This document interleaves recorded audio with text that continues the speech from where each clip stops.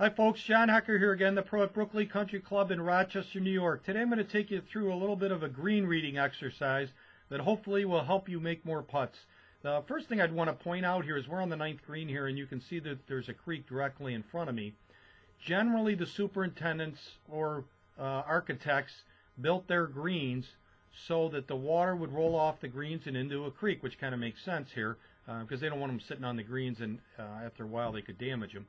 So in this sense, it gives you an idea how the putts are going to break on this green. So you're looking for sort of the low part of the green, or if there is a water hazard, it's a tip-off that the green may break towards the water hazard, which this green does. Now I've used different colors here to try to emphasize how these putts are going to break. Putts 1 and 4 are straight putts, and I had to look for them there. I had to walk around trying to feel in my feet if I'm sitting on level ground. And some of it is knowing the history of the putts, but these 1 and 4 are straight putts. Then as I walk to my right, putts 2 and 3 actually break from left to right. And then as I got to the other side of 4, putts 5 and 6 break to the left. Now one of the things as I'm going to take you through here, I'd like to emphasize a couple things to you. As you get further and further from the straight line, so in other words, if we were really looking at this closely, these putts right here that I'm going to highlight in red, these putts would break the most. They are the furthest from the straight lines. And assuming number 1 and 4 are straight lines, the red X's that I put there are the furthest distance, or at right angles to those. And the straight putts are not always symmetrical, but oftentimes they're close.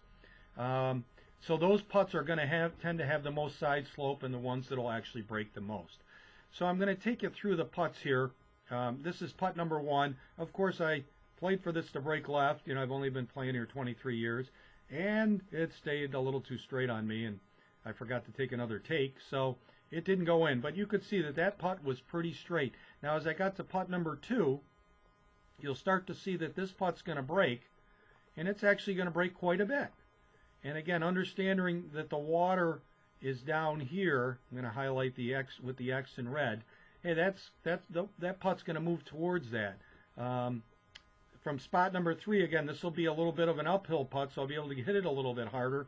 I'll have a little less break, but you can see it's still going to break from left to right. Now, hole number 4, this one was pretty darn straight, right up the hill, so I had to give it a pretty good whack, and I got it to the hole, and as it died, it went in the cup.